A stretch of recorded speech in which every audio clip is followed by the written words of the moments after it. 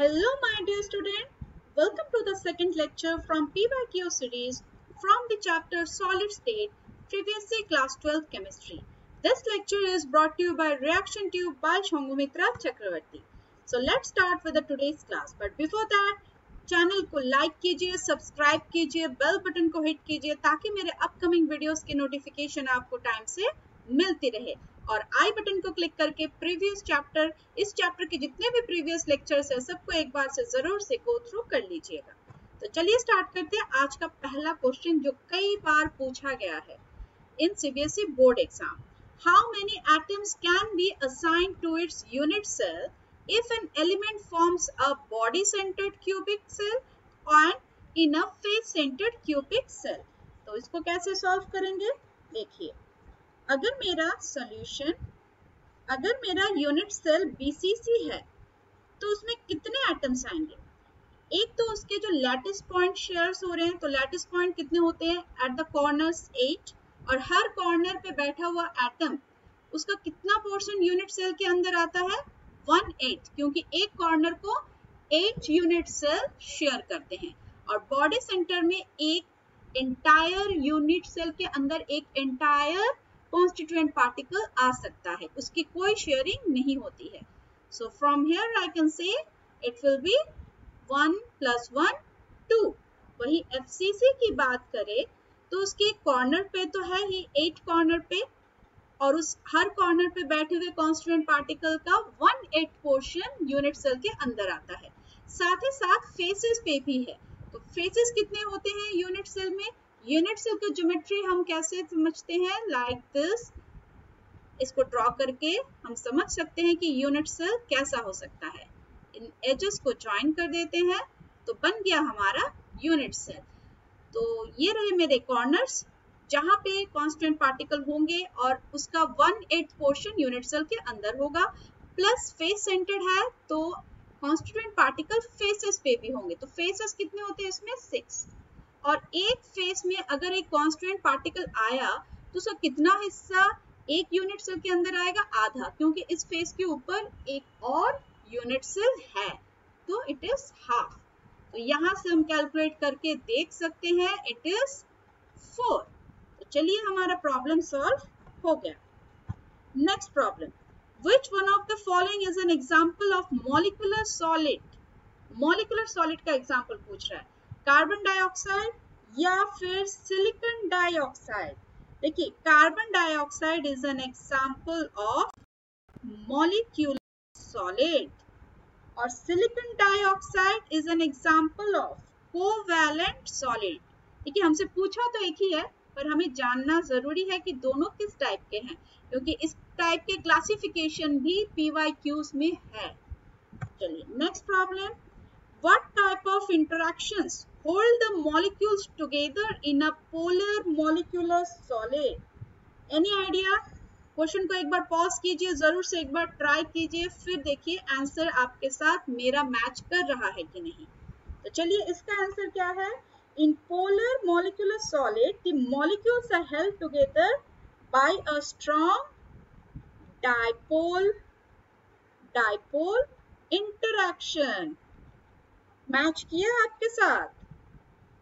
सो ये है इसका आंसर। ये सीबीएसई 2010 का क्वेश्चन है, सीबीएसई 2010 का क्वेश्चन है और ये वाला आपका 2014 का क्वेश्चन है और ये वाला तो कई बार पूछा गया है 2007 में, फिर 8 में, फिर 9 में।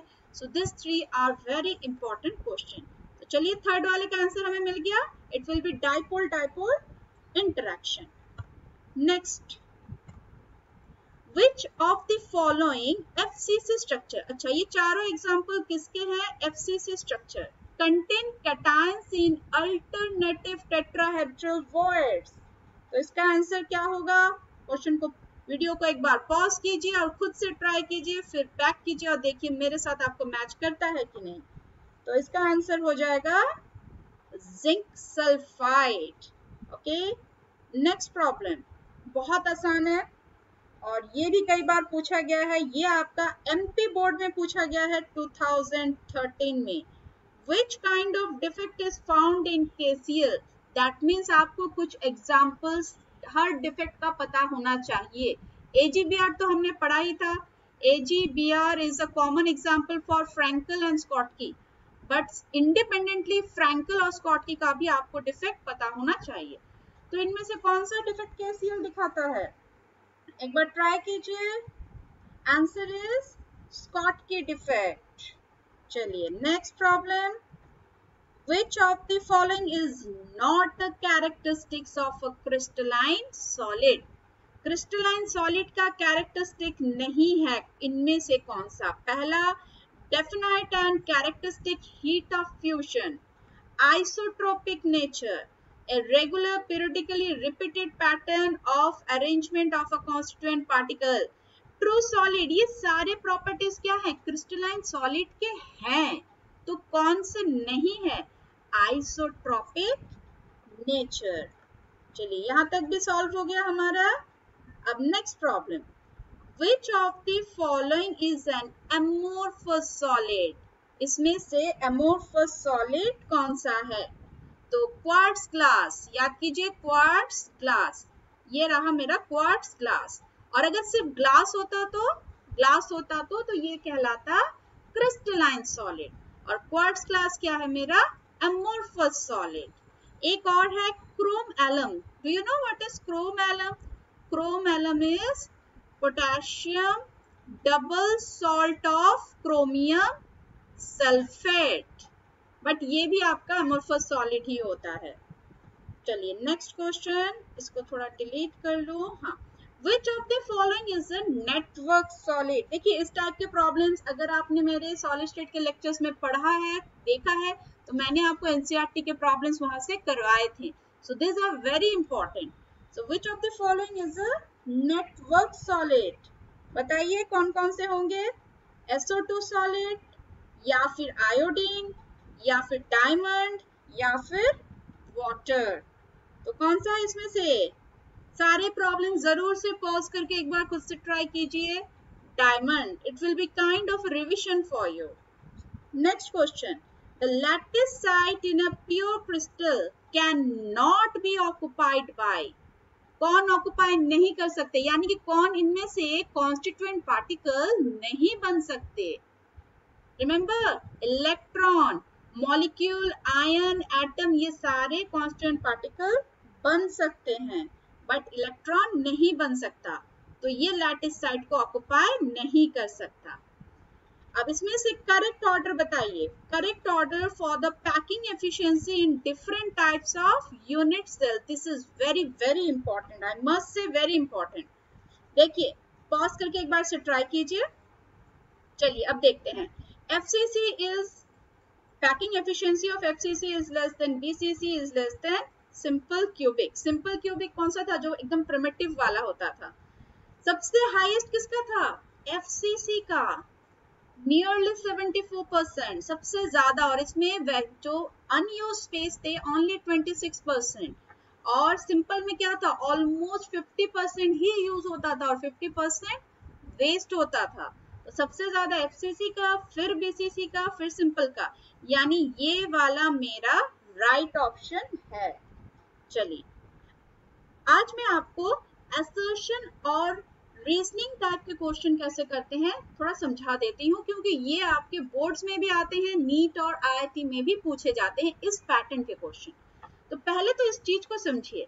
आपके पास जो भी ऑप्शंस होंगे उसको कैसे आप डिसाइड करेंगे. एक तो आपको असर्शन दिया रहेगा, दूसरा उसी असर्शन का reason. Assertion like a condition, a situation.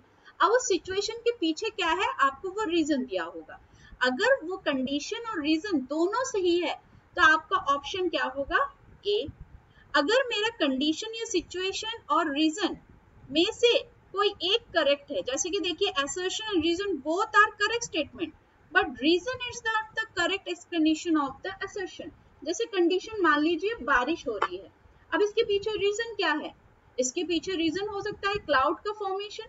ठीक है, तो दोनों अगर एक दूसरे को सेटिस्फाई कर रहे हैं तो ए होगा. लेकिन अगर मैं बोलूं बारिश तो हो रही है, लेकिन बारिश का फॉर्मेशन का अगर मैं रीजन दे दूं कि बहुत ज्यादा वाटर कंटेंट एरिया है, तो वाटर कंटेंट एरिया होना सही है, बट वाटर कंटेंट एरिया अगर बड़ा है तो जरूरी नहीं कि हर वक्त बारिश ही हो।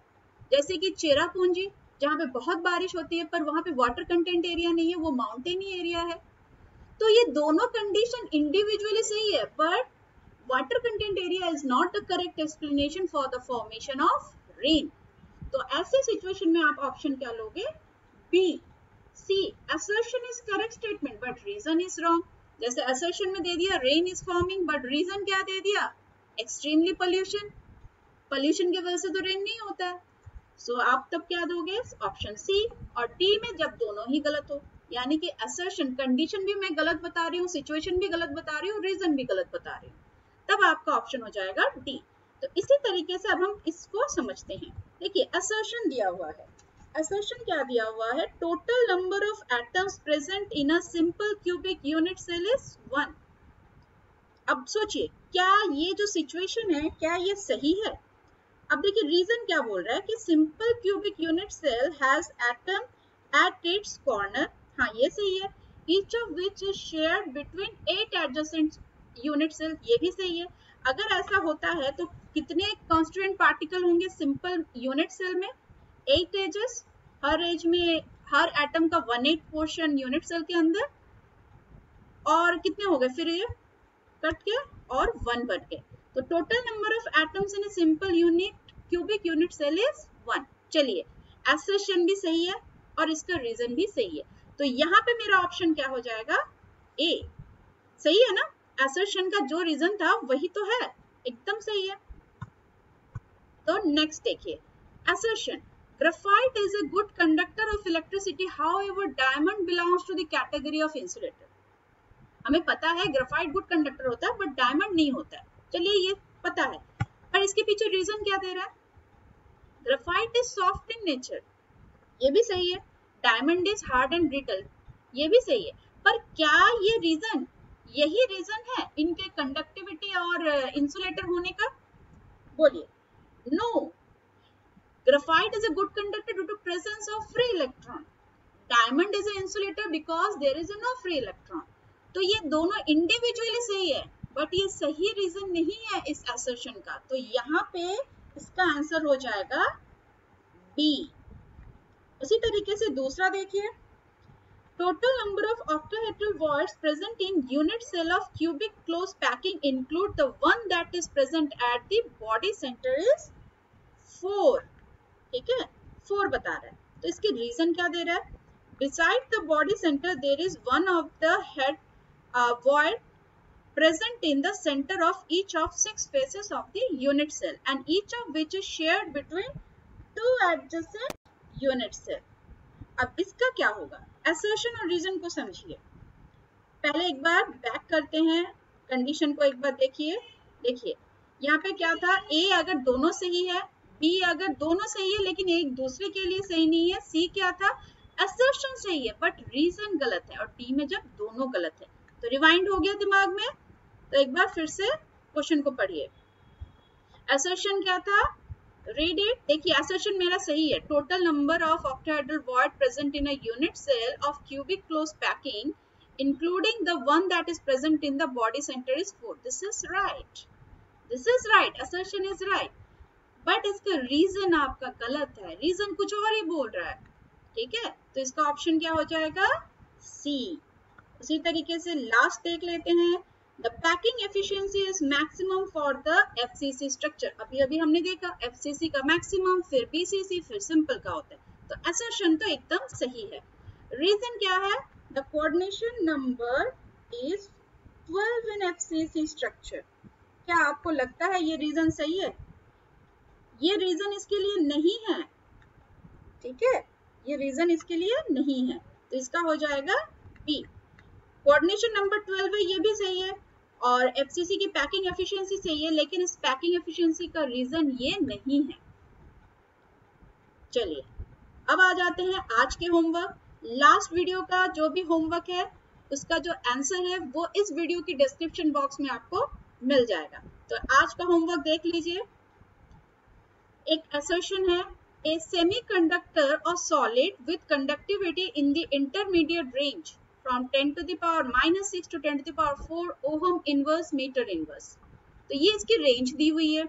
Intermediate conductivity in semiconductor is due to partially filled valence band। अब देखिए, समझिए कि assertion condition दोनों एक दूसरे के साथ सेटिस्फाई हो रहे हैं कि नहीं, इंडिविजुअली भी करेक्ट होना चाहिए और इस assertion के पीछे का रीजन भी होना चाहिए। एंड नेक्स्ट इज ये वाला प्रॉब्लम, सोडियम क्रिस्टलाइजेस इन बीसीसी यूनिट सेल, यानी कि यहाँ पे Z कितना होना चाहिए 2। Calculate the approximate number of unit cell in 9.2 gram of sodium। आपको Z बता दिया है, कितना ग्राम आपने लिया है वो बता दिया है। अब आपको बताना है इतने ग्राम में इस टाइप के यूनिट सेल कितने होंगे। ये असम बोर्ड 2013 में पूछा गया है। Atomic mass of sodium is given. चलिए आज के लिए इतना ही। अगर आपको ये कंटेंट अच्छा लगा तो जरूर से लाइक कीजिए, सब्सक्राइब कीजिए, बेल बटन को हिट कीजिए ताकि मेरे अपकमिंग वीडियोस की नोटिफिकेशन आपको टाइम से मिलती रहे। और आई बटन को क्लिक करके जरूर से इस चैप्टर का प्लेलिस्ट एक बार देख लीजिएगा। Thank you very much for watching reaction tube by Sanghamitra Chakraborty. See you at next lecture.